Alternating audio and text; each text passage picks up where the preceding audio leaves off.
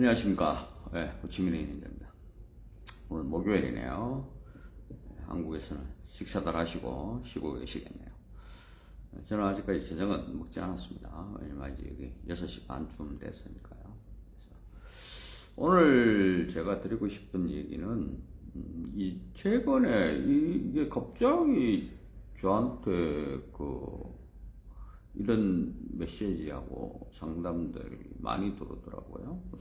무슨 얘기인지는 무슨 일인지는 잘 모르겠는데, 제가 자세하게 설명은 해드렸습니다. 근데 잘 이해가 안 되실 거예요.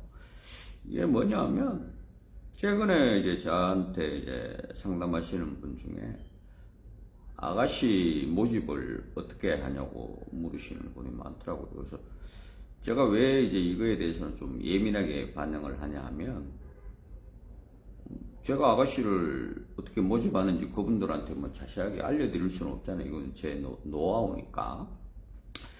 그래서 이제 처음에는 약간, 왜냐면 보통 이제 그런 거를 묻는 분들은 대부분 보면 업체나 이제 업체 관계자분들이 묻습니다.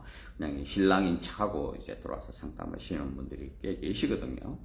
그래서 왜 그러시냐고 얘기를 하니까, 뭐 요즘에 이제 뭐 유튜브나 페이스북에서 이제 저처럼 이제 이렇게 현지 에이전시로 이렇게 해서 방송을 해서 영업하시는 분들이 꽤 많으시다 그러시더라고요. 이제 그분들이 하시는 말씀이, 현지 마담이 이제 추천하는 여성은 걸러라, 안 좋다 대부분, 뭐 이렇게 얘기들을 하신다고 그러세요. 그래서 그거는 제가 봐서는 뭐 틀린 대답도 될 수 있고, 아니면 그게 아닌 것도 될 수 있습니다. 이거는 뭐 어떻게 설명을, 왜냐면 제가 이제 자세하게 이제 그 사람들의 이제 뭐 상황을 모르니까 이제 일반적인 얘기밖에 할 수 없어요. 근데 하나 확실한 거는 있습니다.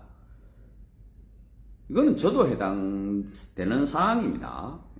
이제 뭐냐 하면, 마담이라고 하는 거는 하나의 직업을 얘기하는 겁니다. 그러니까 그게 뭐 여자, 남자도 아니고, 그러니까 이제 여자분들을 중간에 이제 소개시켜 주는 게 마담이에요. 그 직업을 이제 막 그게 남자일 수도 있고, 여자일 수도 있고, 뭐 학생일 수도 있고, 뭐 이게 동네 아줌마일 수도 있고 이렇습니다. 이게 뭐 마담이라는 게, 내가 마담이라는 그걸 뭐 라이센스를 가지고 이렇게 하는 게 아니고요. 이제 그분하고 자세히 제가 이제 좀 얘기를 해보니까, 이게 이제 최근에 이제 베트남 결혼이지만 뭐 라오스나 미얀마나 이렇게 이제 새로 시작하시는 분들이 있을 거 아니에요. 이제 그러면은 그 회사에서 그런데요, 이제 마담이 소개하는 여자들은 그러는 게 좋다, 이제 이렇게 얘기를 한대요.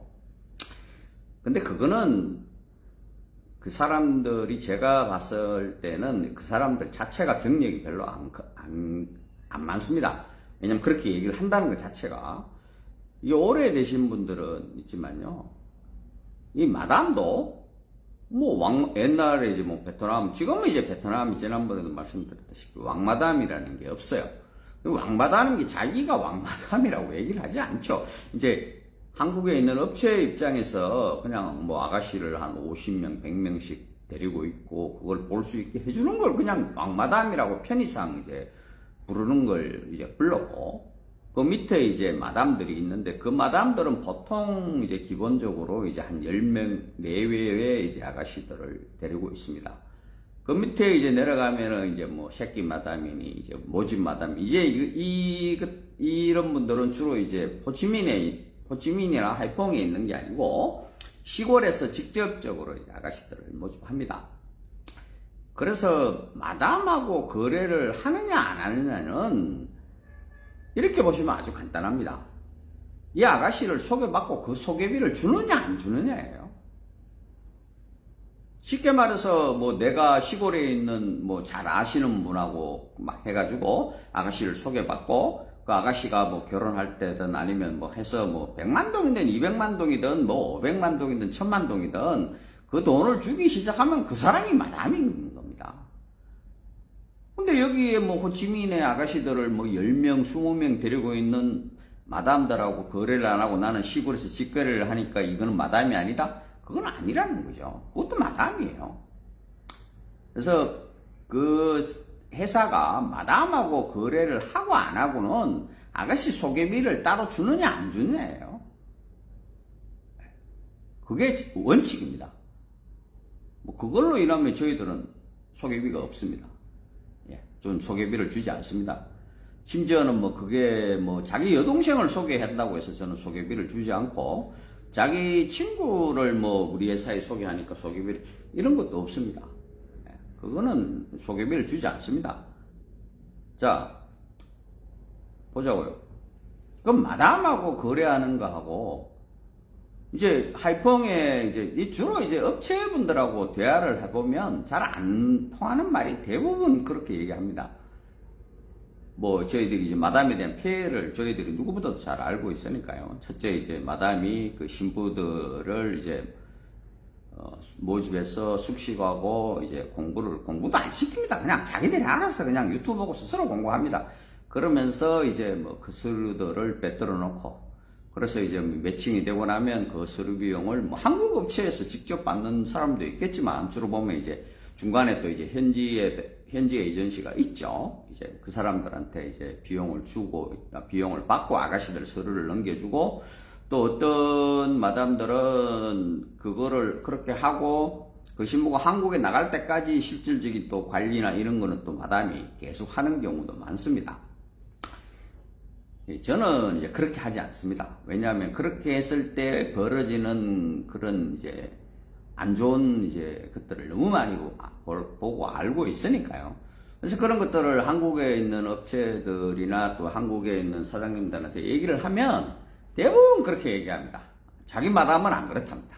자기 마담은 쉽게 얘기해서 하이퐁은 이렇게 보면 그 이제 마담들이 이제 또 뭐 보증금이라는 걸 또 신부들한테 받아요. 그 보증금이라는 게 뭐냐면 이 신부가 한국에 가서 이제 뭐 두 달, 석 달 동안 이제 도망을 가거나 뭐 이제 사고가 생기면 한국에 있는 업체에서 이제 뭐라 그러죠? 일단 AS 차원에서 뭐 사후 처리를 해준다 뭐 이런 식으로 얘기를 합니다. 그러니까 이제 여기 있는 마담들 입장에서는 이 신부가 들어가서 한 달 만에 이제 도망을 가면 한국 업체에서는 절대로 공짜로 해주지 않습니다. 예. 그러면 여기 있는 사람들한테 그러면은 한 달 있다가 도망갔으니까 내 뭐 도망가든 어쨌든 내가 돈 주냐? 그것도 아닙니다. 한국 업체는. 예, 그러면 이제 여기 베트남에서 이루어지는 이제 뭐 아가씨 소개비부터 시작해서 이제 모든 거는 베트남에 있는 현지 에이전시가 또 떠맡게 되죠. 그래서 어떻게 하느냐? 그럼 이제 그 사람들도 마담들한테 이제 소개비를 안 줄 거 아니에요? 그러니까 어떻게 하냐? 아가씨들한테 보증금이라는 걸 받습니다. 예. 그게 뭐 적게는 뭐 한국 돈으로 100만 원이 될 수도 있고 많이 받는 회사는 200만 원이 넘게 받는 회사도 있습니다. 예. 그러면 이제 이거를 아가씨들이 한국 가서 2달, 석 달 이제 아무 말씀 없이 있으면 그때 이제 돌려줍니다. 집에다가 돌려주겠죠. 왜 그렇게 하겠어요? 도망 못 가게 하려고 하는 거예요. 뭐 그렇게 했어도 뭐 그렇게 해도 도망가는 뭐 아가씨도 있겠죠. 그렇지만 또 그것 때문에 안 가는 아가씨들도 있죠. 그것 때문에 이제 빨리 보증금 돌려받고 나서 그 다음에 나가는 아가씨들도 있어요. 이런 얘기를 하면 자기 마담은 안 그렇답니다. 그렇지 않습니다. 제일 첫 번째, 자기 마담이 그런지 안 그런지는 그 사장님도 모릅니다. 그 얘기를 회사에다가 안 하죠. 그리고 또 하나, 자기 마담은 안 그래도요. 왜냐하면 그 신부가 아까도 말했다시피 요즘은 특히 이제 예전에는 그 한 50명씩, 100명씩 그 모집해서 있는 그 왕마담이라는 사람이 있었지만 지금은 그런 마담이 없어요. 왜냐하면 그렇게 하지를 못해요. 그렇게 하면 당장 이제 공안한테 타켓이 되죠. 그러다 보면은 뭐 5명, 10명, 뭐 요짝 안쪽으로 이제 신부들을 데리고 있다가 지난번에 말했다시피 뭐 그런 마담들이 막 4명, 5명씩이 소그룹을 모아가 있습니다. 그러면 오늘은 뭐 내가 손님이 들어온다. 근데 몇 시에 어디에서 맞선을 꾼다. 그럼 1차로 우리가 보고 여기서 안 되면 네가 일로 오고 우리 신부들을 글로 보내고 막 이런 식입니다. 그래서 이제 보면 뭐 아가씨들이 30명, 40명을 이렇게 한 번에 보는 게 아니라 뭐 2명, 3명도 봤다가 좀 뭐 한두 시간 흐른 다음에 오후에 또 뭐 2명 왔다가 1명 왔다가 뭐 이런 식이에요. 그러니까 이제 쉽게 말해서 A라는 업체가 어떤 신보를 A라는 업체가 이제 뭐 A-1이라는 마담을 하고 거래를 해서 A1이라는 마담이 소개한 신보하고 매칭이 됐지만 그 신부가 A1 마담인지 B1 마담인지 뭐 C1 마담인지 모른다는 거죠. 그거는 알 필요도 없죠. 한국 업체에서는. 근데 자기 마담은 안 그러니까 근데 B1이 그럴 수 있고 C1이 그럴 수도 있는 거죠. 그래서 저는 이제 그게 이제 뭐 그게 마담이 소개해서 걸러라 이런 거보다는 이게 어떤 문제들이 발생이 되냐면 그 신부에 대해서 제가 알 수가 없어요. 현재 에이전시만 저도 몰라요. 왜냐면 이제 돈을 주고 나면 이제 그 신부가 가지고 있는 이제 뭐 호적이라든가 뭐 이런 서류들을 받거든요. 그 어떤 분들은 그렇게 얘기를 합니다. 한국에 있는 업체를 하면 한국에서 그 이제 신부가 그 이제 뭐 신부의 서류를 먼저 해서 신랑한테 보여줘야 되거든요. 그게 법적으로 그렇게 돼 있어요. 그걸 안 보여주면 이제 나중에 신랑들이 법에서 이제 걸면 걸려요. 신원정보 미제공으로. 근데요, 그 제공하는 서류 중에 가장 중요한 게 뭔지 아십니까? 혼인상황 확인서라는 거예요. 쉽게 뭐 우리로 뭐 혼인상황 확인서라고 번역을 하는데 뭐 이야기하면 뭐 독신증명이니 뭐 이렇게 얘기들을 해요. 근데 이거 다 가짜라기보다는 이 서류가 안 맞는 서류입니다. 그러니까 이게 혼인상황 확인서라는 서류가요. 내가 취직을 할 때도 그 서류를 여기서 베트남에서는 발급받게 하는 서류예요. 그걸 제출을 원해요. 그럼 이제 무슨 말이냐 하면 이제 그걸 하려면은요 어떤 식이 돼야 되냐 하면 그 서류를 이제 출국 전에 받아요. 그러려면 이 서류 혼인상황 확인서라는 게 3가지 종류가 있어요. 3가지 종류. 제일 첫 번째 이제 우리가 말하는 결혼을 하기 위해서 발급받는 이게 제일 중요하죠. 나머지 맞게도 말했던 뭐 취직을 한다든지 아니면 뭐 좀 심하게 얘기하면 내가 어떤 뭐 보증이나 이런 다른 방향에도 그게 들어가는 경우도 있어요. 그럼 이게 뭐가 달라요, 이게. 근데 이제 번역은 혼인상황 확인서라고 나오죠. 이게 뭐가 다르냐? 가장 중요한 게 내가 결혼을 하려고 하면요, 이 신랑의 인적사항, 신랑 이름, 뭐 나이, 주소 이런 게 그 신부의 혼인상황 확인서에 들어가야 돼요. 내가 한국 사람 누구 이런 사람 홍길동이면 홍길동하고 결혼하는데 이 사람이 생년월일이 뭐 언제고 여권 번호가 어떻게 되고 심한 경우에는 뭐 이제 그것도 지역마다 조금씩 달라요. 예. 그래서 뭐 주소까지 다 들어가야 돼요. 그래서 내가 이 사람하고 결혼하는데 내가 아무런 법적인 하자가 없다 하는 그게 이제 혼인상황 확인서거든요. 근데 좀 생각해 보자고요. 우리나라는 이제 그걸 어떻게 하느냐. 그냥 혼인관계 증명서 상세번호를 띄면은 내가 미혼이라고 나오니까 내가 누구하고 결혼하는지를 모르잖아요. 그건 아무렇지도 않아요. 근데 베트남에서는 그 서류가 나오려면 그렇게 나와야 돼요. 그것도 6개월이 지나면 못 써요. 그 이제 뭐 유효기간이 6개월이에요. 근데 이게 웃기는 게요. 내가 누구하고 결혼을 할지 어떻게 알아요? 여자분 입장에서는. 그래서 그렇게 못 만들어요. 못 만드니까 어떤 편법을 쓰냐? 그냥 내가 보통 취직할 때 하는 그런 식으로 만들어. 그럼 거기에는 내가 회사 취직하는데 내가 신랑 이름 뭐 누구 남자 누구 이름이 들어갈 이유가 없잖아요. 그럼 내가 그냥 미혼이라고만 나와요. 그걸 보여주는 거예요. 한국에 있는 신랑들한테는. 그렇게 해서 베트남에 와서 이제 매칭이 되고 나면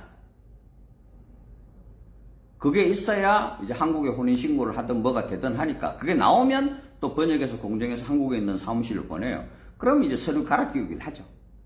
그래서 이제 그것 때문에 지금 한국에 있는 업체들이 그것 때문에 뭐 이제 이게 현실적으로 문제가 있다 이래서 뭐 국회의원들이나 뭐 공청회를 하면 이제 그런 얘기들을 합니다. 그래서 한국에서도 한국의 뭐라 그러죠? 주무부서도 알고 있어요. 거기에 대해서. 근데 눈 감고 아웅하는 거예요. 그래서 뭐 좀 웃기는 얘기지만 똑똑한 신랑들 만나면요. 그 재판 걸면 그걸로 그래서 이제 한국에 있는 업체들의 뭐 이제 행정처분이나 이런 거 보면요. 보통 보면 뭐 3개월 영업정지 뭐 이렇게 되면 그 주된 게 이제 신원정보 미제공 그걸로 다 걸려요.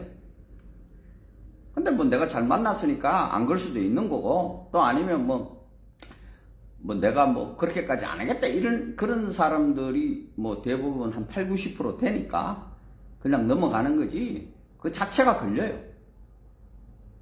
왜 그렇게 그러면 완벽하게 법적으로 다 하려면 어떻게 해야 되냐? 사전 매칭이 돼가지고 그렇게 해서 이제 신부한테 그걸 만들어라고 해야 되겠죠. 근데 그것도 그렇게 잘 만드는 신부들이 잘 없어요. 왜냐하면 신부들이 아까도 얘기했지만 그게 기록에 남아요.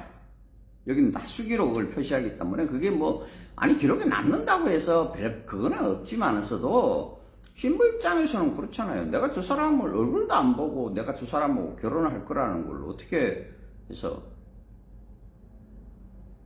그래서 예전에는 마담들이 주로 이제 가지고 있는 게 미혼 이제 그걸 이제 아까 말했지만 그건 뭐 미혼 증명서라고도 하고 혼인 상황 확인서라고도 하고 독신 증명서라고 그건 부르기 나름입니다. 뭐 그렇게 해서 그거하고 이제 출생 증명서 원본하고 이제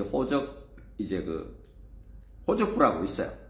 근데 지금 또 여기 이제 베트남에서는 호적부를 안 씁니다. 지금 있긴 있어요. 있긴 있는데 이제 그건 그 호적부라는 거를 안 쓰고 이제 넘어가 이제 다른 서류 대체 서류들이 있으니까요. 그래서 그거 하는 건데 그런 것들을 이제 해서 예전에는 마담들한테 그걸 줬어요. 그럼 마담들이 그걸 이제 서류를 가지고 있어요. 그러면 이제 만약에 이제 저희 같은 사람이 이 아가씨가 마음에 든다 그러면 이제 오케이 했다 이러면 소개비를 주면 그때 이제 마담들이 그 서류를 우리한테 넘겨주는 거예요.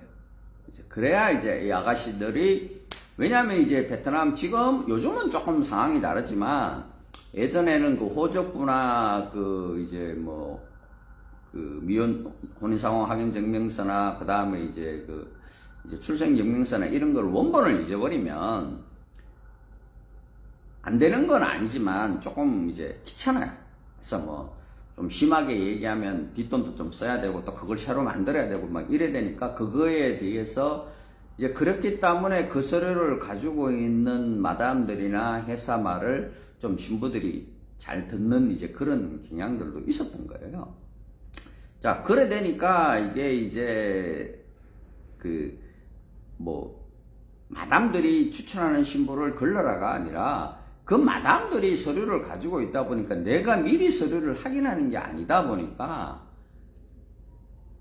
이거에 대해서 신뢰가 안 갔던 거예요. 저도 그래서 이제 그걸 마담들하고 거래를 안 한 거예요. 그래서 이렇게 한 건데, 그러면 이게 죄송한 얘기지만 한국에 있는 업체가 이걸 어떻게 합니까? 몰라요.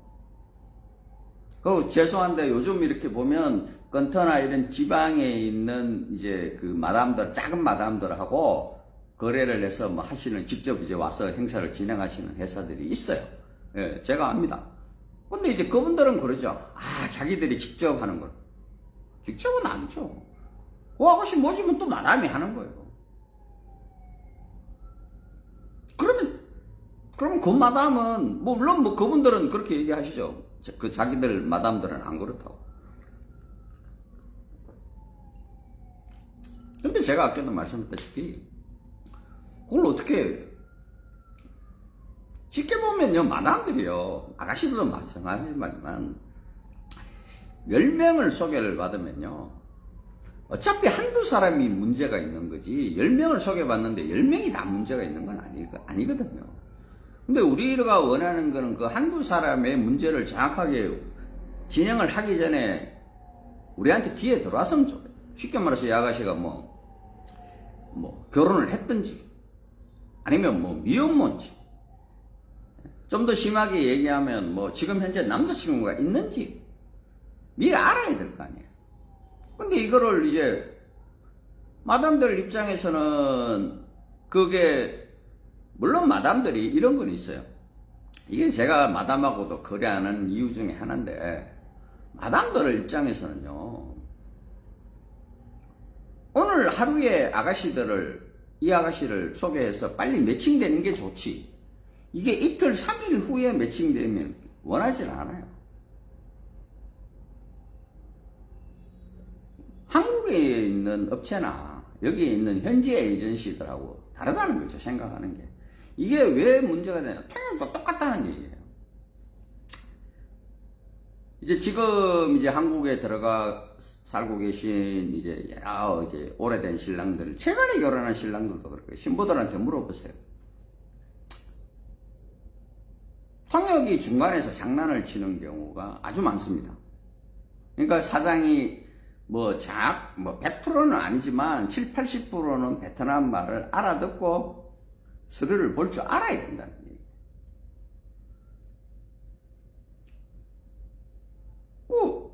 시골에 있는 마담이 이 아가씨를 컨택을 해가 소개를 해가 매칭을 했는데 그럼 이 시골에 있는 마담은 거짓말을 안 한다는 보장이 어디에 있습니까? 똑같다는 얘기예요.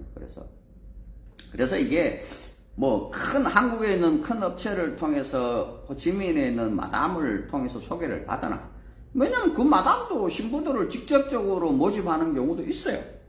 그러니까 뭐 그 신부 자기가 관리가 아니지만 요즘은 특히 이제 그런 거 하고 하지만 자기가 알고 있는 신부 중에 열에 5은 자기가 직접 모집하는 신부고 나머지 한 5은 저 시골에서 옛날부터 이제 거래하던 이제 그 새끼 마담 이제 시골 마담들이 이제 소개하는 거거든요.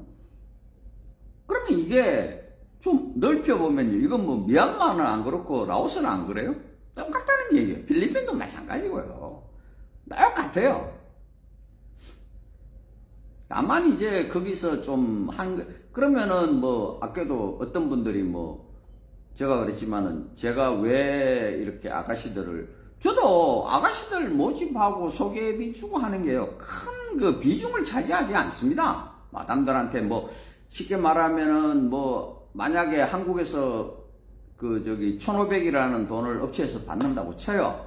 그러면 그게 뭐 100만 원을 주고 200만 원을 주고 하는 게 아니란 말이에요. 여기 있는 마담들한테 주는 돈이 기껏해야 뭐 한 50만 원 이렇게 줄 거예요. 50만 원 주는 회사도 잘 없을 수도 있어요. 그러면 뭐 한 3, 40만 원에서 50만 원 주겠죠. 그거예요. 그러니까 마담 입장에서는요. 이 아가씨를 한 달에 10명을 소개를 해야 500이 되는, 뭐 쉽게 말하면 그러면 뭐 50만이라고 합시다. 그럼 10명을 소개를 해야 500만 원이 되는 거예요. 수익이. 쉽지 않죠. 10명 소개하기. 10명 소개하기 쉽지 않습니다. 그러니까 그거에서 돈을 그것만 가지고 돈을 벌기가 힘들다는 얘기예요. 그러니까 어떻게 하냐? 다른 이제 부차적인 이제 뭐 좀 이런 얘기가 뭐하지만 신부들한테 주로 이제 제가 마담들하고 거래를 첫째 안 했던 이유들이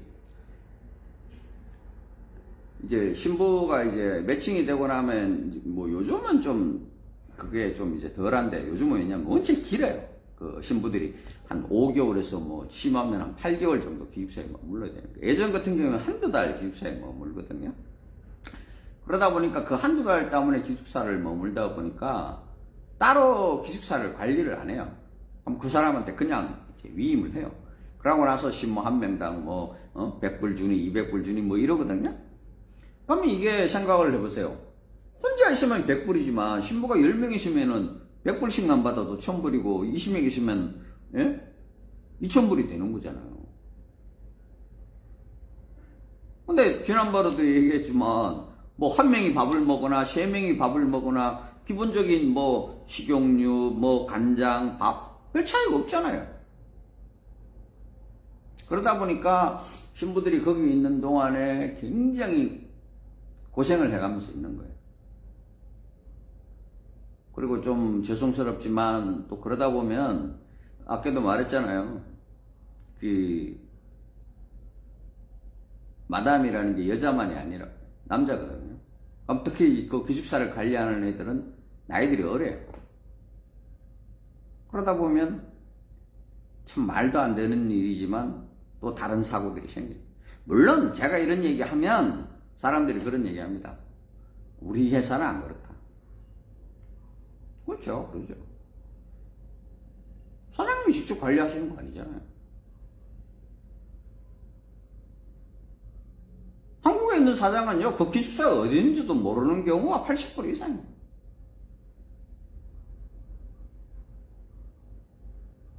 그래서 이제 최근에 보면 그 기숙사를 이제 뭐 베트남 여자 이제 사감을 써서 이렇게 따로 그 하는 이제 회사도 있고, 또 더 웃긴 거는 뭔지 아세요?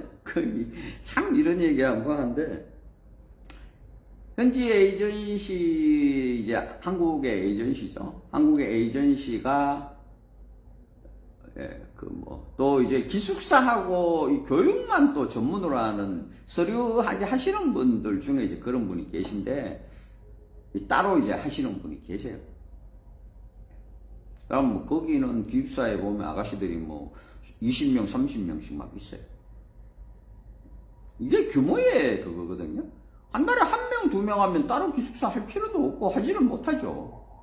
왜냐하면 뭐 1명 하나, 뭐 5명 하나, 쉽게 말하면 10명 하나, 밥 먹고 뭐 수도세 뭐 이런 거지. 전기세도 거의 비슷하잖아요. 뭐 아파트를 렌트를 하든 뭐 주택을 렌트를 하든 렌트비를 뭐 1명 있다고 해서 덜 주고 10명 있다고 해서 더 주고 이런 거 아니잖아요. 근데 이거는 국제 결혼을 이제 하다 보면, 최근에 저도 이래 보면 뭐 미얀마나 라오스 이제 국제 결혼을 처음 하시는 분들이 뭐 미얀마가 어떻고 저떻고 뭐 미얀마 여자가 어떻고 저떻고 뭐 베트남의 이제 여자들은 뭐 눈이 뭐 이제 좀 뭐 하면은 이제 쉽게 말하면 뭐 서로 험담을 하겠죠. 그거는 그러니까 이런 거 아니에요. 장사하는데, 예? 내가 잘 되기를 바라지 내 옆에 사람이 잘 되기를 바라는 수는 없는 거잖아요. 제가 26년 동안 그랬잖아요. 미얀마, 라오스, 캄보디아, 필리핀, 네팔, 예? 그 다음에 또 어디야? 뭐 하여튼 태국 뭐 7개, 8개 나라, 심지어는 제가 방글라데시까지도 가봤어요. 근데 제가 봐서는 뭐 그분들이 그러죠. 베트남은 뭐 사고도 많고, 사고가 왜 많겠어요? 그만큼 들어가는 사람이 많으니까. 프로테지로 따지면요, 그게 라오스든 미얀마든 베트남이든 차이 없습니다. 아니 100명 중에 들어가서 10명이 사고 나나 10명이 들어가서 1명이 사고 나나 똑같잖아요, 확률은. 그런 거 이거는 이제 뭐 10명이 사고 나는 데가 훨씬 많아 보이는 거죠. 근데 그거는 나라 때문에 사고가 그런 건 아니에요. 그거는 말도 안 되는 소리고. 다만 제가 하고 싶은 얘기는 그겁니다. 베트남을 하든 라오스를 하든 미얀마를 하든 거기 어차피 마담하고 거래하실 거 아니에요. 마담하고 거래를 안 합니다라고 자신있게 말할 수, 마담하고 거래를 안 하고 저희들은 제가 직접 신부들을 모집합니다라고 자신있게 말할 수 있는 사람은 지금 베트남에서 한 3사람? 한 3개, 4개 정도밖에 없어요. 나머지는 다 마담들하고 거래하시는 거예요. 다 마담들하고 거래하시면서 안 그런 것처럼 얘기를 하는, 왜 그러면 그 사람들은 안 그런 것처럼 얘기를 하겠습니까? 그게 있어 보이고 그게 맞다는, 그게 맞으니까 그렇게 얘기를 하는 거예요, 본인은.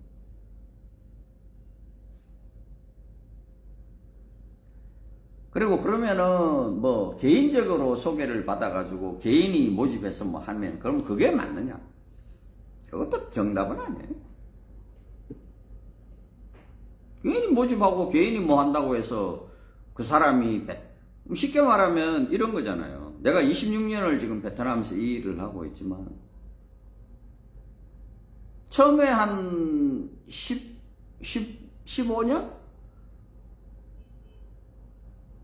왜냐면 이 중간에 마담이라는 게 있으니까 제가 어떻게 할 수 있는 부분이 없어요.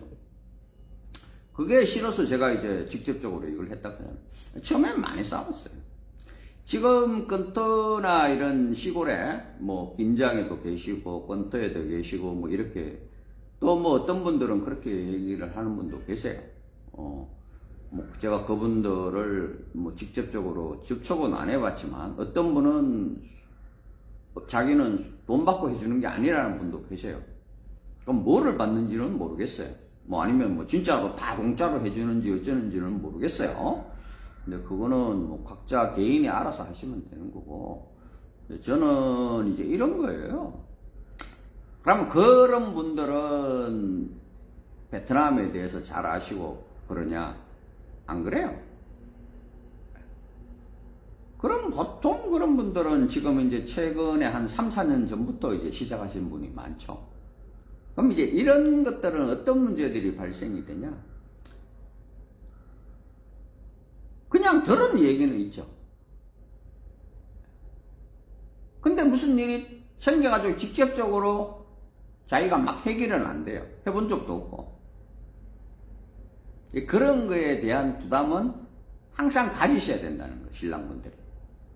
제가 왜 개인적인 소개를 그렇게 좋아하지 않느냐 하면, 개인적인 소개하면 뭐 저한테 들어오는 돈이 적어서?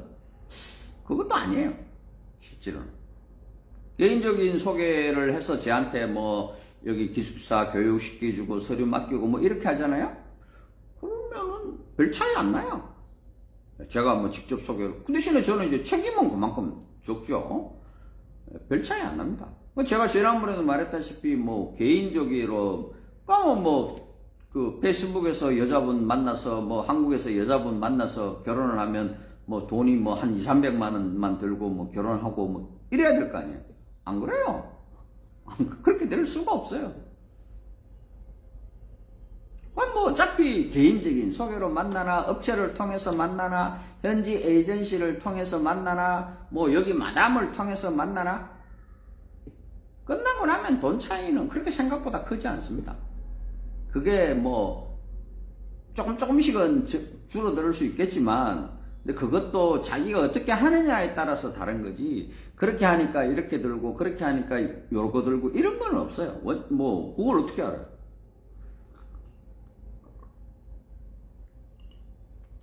다만 이제 제가 말씀드리고 싶은 거는 이런 거죠. 개인적인 소개를 통해서 여자분을 만나면 하이리스크 하이리턴해요. 돈은 적게 들 수 있을지 모르겠지만 잘못될 확률은 업체를 통해서 하는 거에 서너 배는 높아요. 어떤 분들이 그럽니다. 뭐 베트남 국제결혼이 뭐 복불복 아니냐? 그럼 인생이 복불복이 아닌 게 어디 있어? 뭐 한국에서 만나가지고 여자를 뭐 만나가지고 연애를 5년을 하고 10년을 하고 한다고 해서 그건 복불복 아니에요? 다 똑같은 거예요. 그럼 왜 업체를 통하는 게 좋냐? 내가 모르고 내가 못하는 이제 그런 방향을 이제 그 업체에서 해준다는 그것 때문에 업체에다가 돈을 주는 거잖아요. 그래서 좋은 거고. 특히 개인적인 이제 이런 소개들은요. 너무 부담이 커요. 사실은 신랑들한테는. 그리고 이제 제가 지난번에 말씀드린 베트남의 이제 특성상 뭐 이게 말이 뭐 물론 뭐 제일 큰 게 말이 안 통해서 그렇겠지만 그런 거보다 문화적인 거라든지 나는 친척이라고 소개를 받았는데 나중에 알고 보니까 뭐 친척인지 그냥 뭐 동네 사람인지 뭐 쉽게 말하면은 뭐 사돈의 팔촌인지 구분 못해요. 그런 이제 문제들이 있고 두 번째는 그 서류적인 문제. 그래서 보통 이제 업체 이제 그 개인적인 소개를 해도 저도 아직까지 그 개인적인 하는 사람이 서류를 해드리거든요. 뭐 베트남 결혼 서류, 비자 서류 이런 걸 해드려요. 이걸 또 이제 어차피 비용을 또 줘야 되는 거잖아요. 또 뭐 이제 뭐 어떤 분은 또 이제 신부님 뭐 한국어 공부하고 뭐 이런 거, 그러니까 그런 것들은 어차피 나가야 되는 분들이거든요.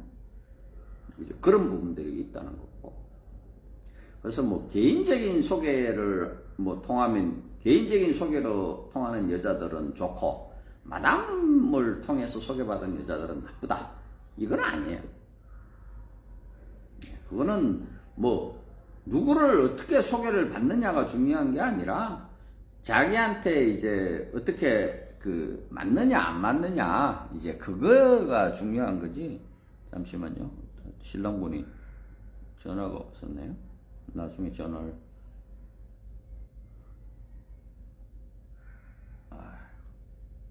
방송하는 거라 할 건데. 나중에 하라고.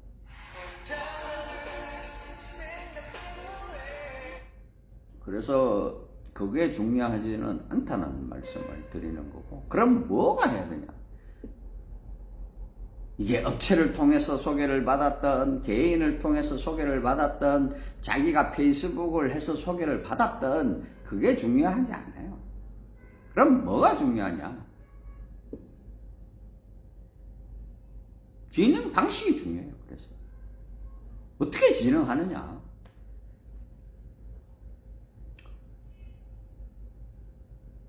지금도 이렇게 제 방송을 보고 계신 분들이 있고 이러지만, 그분들 중에 어떤 분은 여자를 만났는데 뭐 국제결혼을 해서 또 재혼을 하시는 분들도 있거든요. 그분들을 이렇게 통화를 해보고 뭐 이렇게 상담을 받아보면, 업체를 통해서, 어떤 업체를 통해서 만났는데 뭐 여자가 도망을 갔어요. 여자가 뭐 3개월을 살고 도망을 갔어요. 1년을 살고 도망을 갔어요. 그래서 뭐 베트남 여자는 다 나쁜 년들이에요, 막 이런 얘기 하시는 분들도 계십니다. 제가 뭐 지난번에도 얘기했지만 그 남자분이 어떻게 살고 뭐 어떻게, 제가 알 수가 없죠. 또 뭐 어떤 분은 또 국적 다 없고, 아니 그거는 각 남자분들 입장은 이해는 합니다. 억울하고 좀 그렇죠. 어떤 분은 국적 얻으려고 뭐 나왔다 어쨌다, 그걸 제가 어떻게 합니까? 그래서 그런 거보다는, 다만 제가 들을 수 있고 제가 이제 하는 거는 그런 거죠. 우리가 이렇게 일을 진행하다 보면요, 이건 아니다 싶은 때가 있단 말이에요. 그러면 이거를 중단을 하고 그만둬야 되는데, 많은 남자분들이 이제 그런 시점이 딱 되면 제일 먼저 생각하는 게 뭐냐? 일단 이제 이때까지 들어갔던 시간과 돈과 이제 이게 아까운 거예요. 그리고 이제 이거는 한국에 있는 업체도 똑같아요. 한국에 있는 업체도 이제 조금 있으면 신부 들어오는데 이게 아니다 싶어요. 그럼 그만해야죠. 그만해서 다른 분을 소개를 한다고 해야겠죠. 근데 안 그러잖아요. 왜냐? 아니, 조금 있으면 들어오는데 이걸 다시 이 남자를 베트남에 가서 다시 소개를 해야 되고 다시 이거를 해야 되고, 이게 너무 어려운 거죠. 그래서 제가 말씀을 드리는 거예요. 어떤 여자를 어떻게 만나느냐가 아니라 그 여자하고 진행을 하다가 아니다 싶으면 되돌릴 줄 알아야 되죠. 그래서 이 되돌리는 방향에서 내가 금전적으로나 시간적으로나 가장 손해가 손해를 적게, 안 본다 하는 건 좀 말이 안 되겠지만 손해를 적게 볼 수 있는 그걸 찾아야 됩니다.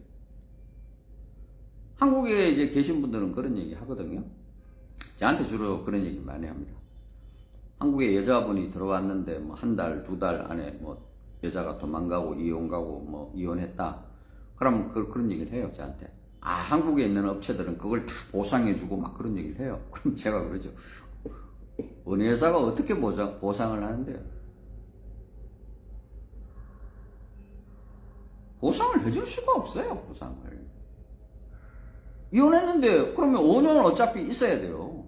그럼 그거를 하려면 최소한 그 회사가 5년, 6년 후에까지 계속해서 하시고 나면 그런 얘기를 할 수도 있겠죠. 이 회사는 해준다. 저는 그 얘기 하잖아요. 저한테 결혼해서 제가 지난번에 장애인 분도 얘기했지만 장애인 아닌 분도 계세요. 그래서 혼인무효 받아가지고 제가 다시 재추진해 주신 분이 제가 여기 하는 동안에 몇 분 계세요. 그분도 5년이 지났어 한 거고, 물론 혼인무효 받고 하신 분들은 뭐 그렇게 바로 했지만은 이혼을 하고 하신 분은 5년이 지나야 돼요.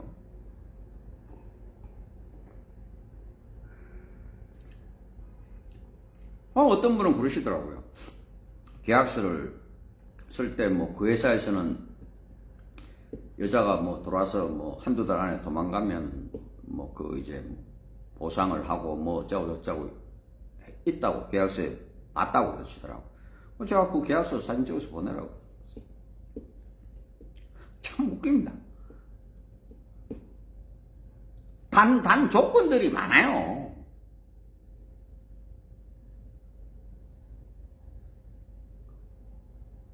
(6개월) 안에 재추진해준다 이런 회사 있어요. 근데 6개월 안에 그냥 재추진이 아니에요. 6개월 안에는 50%, 3개월 안에 그렇게 되면 70%의 비용을 제외한 나머지 비용은 받는 거예요. 그렇지. 또 하나 더 중요한 건 어떤 회사, 그런 회사 있습니다. 여자분이 해서 하면 100% 보상한다고. 그 100%도 신랑이 쓴 금액은 아니고 회사가 이제 받은 금액은 이제 100% 보상한다는 회사가 있었어요. 그것도 중요한 게 뭔지 아세요? 단 여자분의 기책 사유라는 게 증명이 돼야 돼. 그럼 그 얘기는 뭐냐? 그 기책 사유를 누가 증명해요? 그 기책 사유를 그 회사가 증명합니까? 아니잖아요. 그 기책 사유를 회사가 증명할 이유는 없잖아요. 신랑이 증명해야 돼요. 그 기책 사유가 어떻게 증명을 하시겠냐?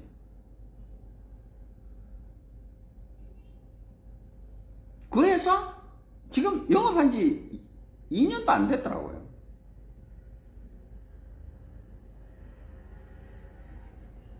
이런 것들은 그냥 할 수도 있겠죠.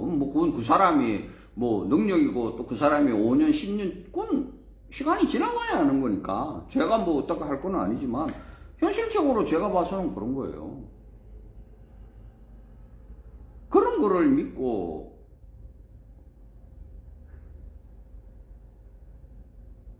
대신에 또 그런 회사들은요, 신랑이 중간에 그럼 그런 것도 있어요. 반대로 이제 신랑이 잘못하면 위약금 내셔야 돼요. 쉽게 말해서 신랑이 변심으로 인해서 결혼식 다 올리고 헤어졌다. 그러면 이제 신부한테 이제 위로금, 회사에 위약금 이래가지고 한 돈 1,000만원, 1,500만원 또 내야 돼. 그런 것들은 안 보이시는지 모르겠다. 아마 한국에 나가 있는 베트남 신부들 중에 보면요, 제가 베트남 신부들을 편을 드는 게 아니라 현실적으로 이렇게 보면은요, 이혼을 하든 혼인무효를 받든 또 아니면 가출을 하든 남자분의 책임이 60% 이상입니다.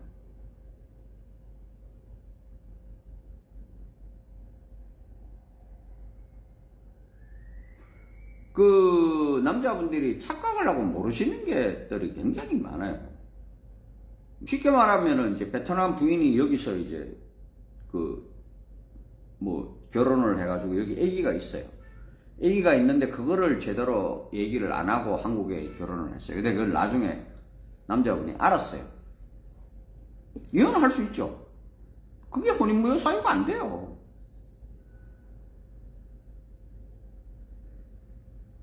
그게 혼인무효 사유가 안 되는데 그걸 중간에 얘기 안 했다고 업체에다가 배상 요구를 한다? 업체에서 그걸 물어준다? 없다는 거죠, 그거는. 업체에서 뭘 물어주고? 업체에서는 당연히 그러겠죠. 한국에 있는 업체는. 아, 내가 어떻게 하냐고 그러겠죠. 그러니까 그런 것들은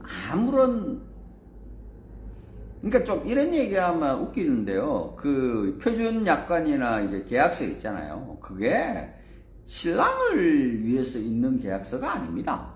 업체를 위해서 있는 계약서지. 그래서 그런 거보다는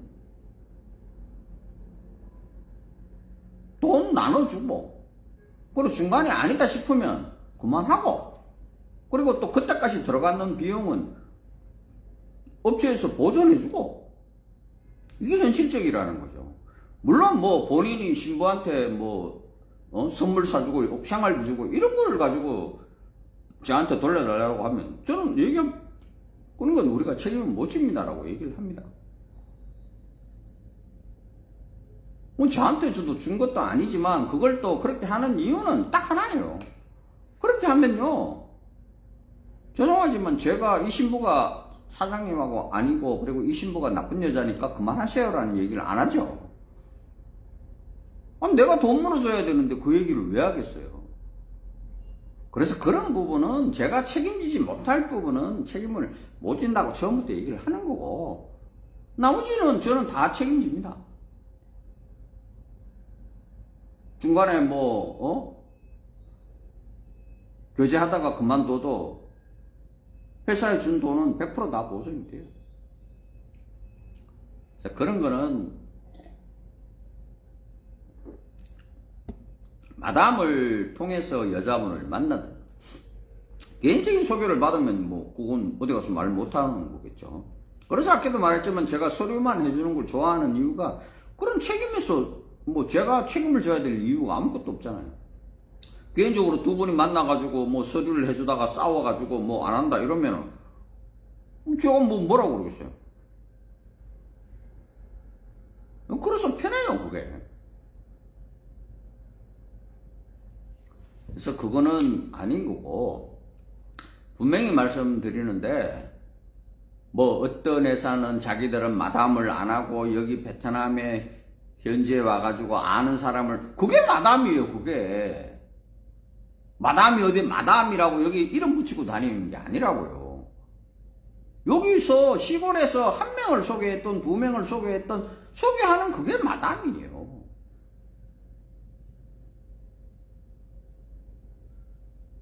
내가 내 동생을 소개하지 않는 이상 동생을 소개해도 가끔가다 그런 애들도 있긴 있더라고요. 자기 동생 소개하는데도 소개비를 챙겨가는 애들이 있더라고요. 그건 진짜 좀 특이한 경우지만은 그런 경우가 아니면 그게 한 명을 소개하든 두 명을 소개하든 100명을 소개하든 마담이라는, 차라리 한 명, 두 명 하는 것보다는 100명을 소개하고 관리하는 마담이 낫죠, 현실적으로. 왜냐면 그럼 그게 되면 선택이 폭이라도 늘죠. 그런 분들 많습니다. 여기 현지에 건터에 있는 마담하고 일을 했는데 그 마담이 중간에 돈을 더 달라 하더라, 신랑한테 뒷돈을 챙겼다더라, 그런 업체 사장님도 저한테 그런 얘기 합니다. 제가 그러죠. 잘 알아보고 하시지 왜 그러셨겠냐고. 자기만 똑똑한 게 아니에요. 그 사람들도 똑똑한 사람들입니다. 그래서 그거는 아무 의미 없는 거고, 베트남의 호치민에 내가 왕마담하고 거래한다, 그런 사람은 아예 걸러야 돼요. 지금 왕마담이 없어요. 하이퐁의 하이퐁의 가장 큰 회사는 마담 한 4명, 5명하고 거래를 합니다. 왜냐? 아까도 말했지만 그 마담이 예전에는 큰 마담이 있고 그 밑에 쫙 이 마담들이 있었지만 지금은 안 그래요. 그러면 4명, 5명하고 거래를 해야 돼요. 그래 한 40명, 50명 볼 거 아니에요. 10명씩 데리고 있으면. 그러면 4명, 5명의 마담을, 그 마담이 그럼 자기하고만 거래합니까? 아니잖아요. 그 마담은 또 한국에 5개, 10개 회사하고 거래를 해야 되는 거예요. 그래야 먹고 살 수가 있는 구조가 되어 있는 거예요. 그러니까 여기서 사고난 신부가 있어요. 그럼 자기가 데리고 있어요. 그러면 A라는 회사하고 일하다가 이 신부가 사고가 났어요. 안 좋은 결과를 했어요.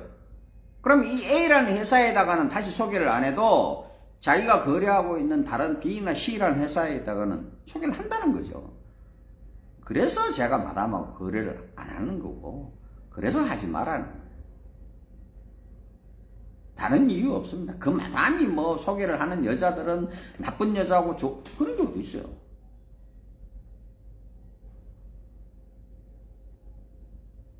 그런 거는 말도 안 되는 얘기죠. 뭐 어떤 분은 또 그런 얘기 하시더라고요. 뭐 이쁜 여자는 안 좋고 그러라고. 근데 그걸 말인지 막걸리인지 모르겠지만 남자인데 이쁜 여자 안 좋아하는 남자가 어디 있어요. 이왕이면 이쁜 여자 좋아하죠. 근데 제가 말씀드리잖아요. 그 이쁜 여자하고 자기가 잘 살 수 있는 능력이나 그게 되냐라는 걸 아셔야 된다는 거죠. 내가 미스 베트남하고 살고 싶어요. 저도 미스 베트남 살고 싶어요. 그럼 제가 미스 베트남하고 살 수 있겠어요? 못 살아요. 그 여자가 미쳤다고 저한테 옵니까? 다른 수백억, 수천억 자산가들이 천진데?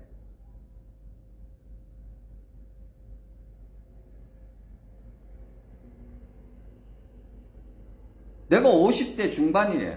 내가 재혼남이에요. 내가 애를 키우고 있어요.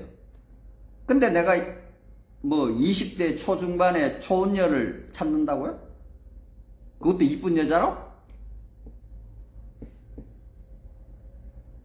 그럼 그 여자가 거기 왜 가요? 그 여자도 30대, 40대 초혼남을 찾지 뭐하러 50대 중후반에 재혼남을 그것도 애까지 나무 애까지 자기는 자기 애니까 착하고 이쁘죠. 나는 그게 참 답답하다는 얘기예요. 신랑들이 뭐 얘기하면 그런 얘기합니다. 자기 애는 안 그렇다고. 자기 애니까 그렇죠.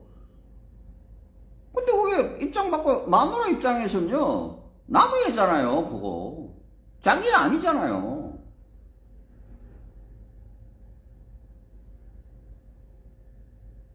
그런 게 문제라는 거죠.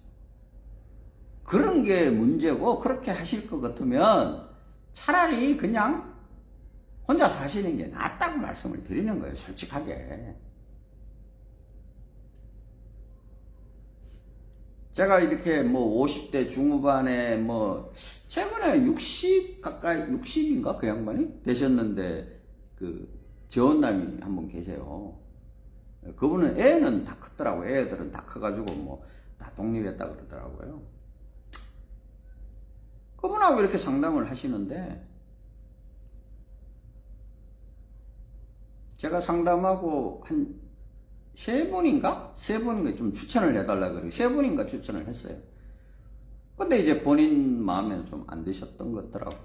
그래서 본인은 상당히 좀 그거보다는 훨씬 괜찮은 사람을 선택하고 싶겠죠. 그래서 제가 그랬어요. 사장님이 원하시는 분이 계시면 저한테 번호를 알려주시고 더 이상 추천은 제가 못하겠다고 그랬어요. 왜냐? 한국 가가지고 못 살게 뻔한 여자를 우리가 어떻게 추천을 합니까? 본인이 선택해가지고 못 사는 거야. 저한테 뭐라고 하실 말씀 없잖아요. 근데 회사에서 이 사람 괜찮습니다. 이 사람하고 잘 어울립니다라고 추천을 했는데 한국 가서 못 살면 저도 일말의 책임감은 있어야 돼요.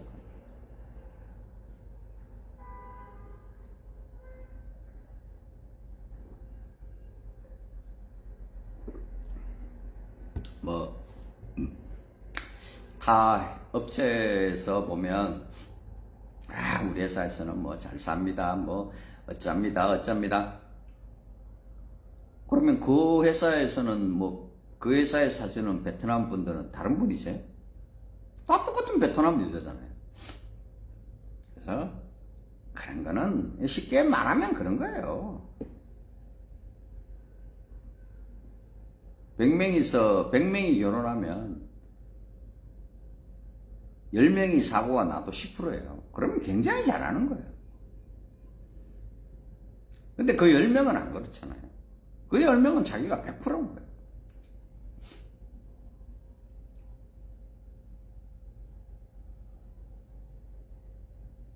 젊은 친구들 이제 뭐 이렇게 한국에서 뭐 서너 살 된 젊은 친구들 이렇게 보면은 상담을 하고 그러면 그 친구들 그런 얘기 합니다. 자기가 한국에서는 한국 여자하고 잘 결혼하고 할 수 있는데 한국 여자들이 뭐 하도 뭐 이렇고 저렇고 뭐 김치녀 뭐 이런 게 있으니까 자기 너무 그거 하니까 자기는 베트남에 그냥 와서 편하게 살고 베트남 여자하고 편하게 살고 싶다 그런 분들 계세요. 저는 그런 얘기 합니다.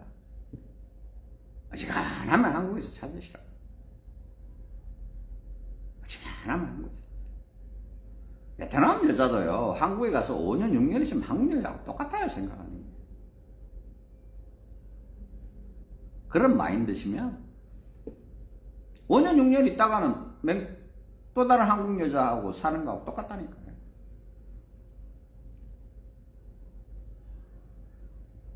저도 사실 현실적으로 한국에서 제가 한국에 계신 여자분하고 잘 맞아서 잘 살 수 있었으면 저도 한국에서 결혼해서 한국에서 살았어요. 제가 한국 여자분하고 결혼해서 살았으면 제가 베트남 올 일은 없었겠죠. 그 이후에 뭐 이런 뭐 제가 어떻게 할 수 있는 건 아니지만 한국에서 여자분을 못 찾고 없었으니까 베트남에 온 거는 사실이거든요. 그거를 내 스스로 자신한테 뭐 다른 분들한테야 그런 말 할 수 있겠지만 내 스스로는 내가 제일 잘 알잖아요. 그래서 자기한테 뭐 제가 들을 수 있는 말은 그거예요. 그걸 뭐 베트남에 뭐 좋은 여를 찾던 19살짜리를 찾던 30살짜리를 찾던 뭐 페이스북에서 찾던 그게 아무 문제가 아니라는 거예요. 자기하고 잘 맞은 사람은 돼요. 자기하고 잘 맞는 사람 추천받으시면 돼요. 내가 마음에 드는 사람보다는 나를 마음에 들어하는 사람을 만나는 게 국제결혼에서는 훨씬 좋습니다. 그거는 제가 보장합니다. 다들 자기를 좋아하는 그런 여자분을 만나시기를 바라고 오늘은 여기까지 하고 또 제가 또 저녁에 술 한잔 먹으러 나가야 되네요. 그래서 아마 토요일이나 일요일 날 좀 다시 또 방송에서 찾아뵙겠습니다. 고맙습니다.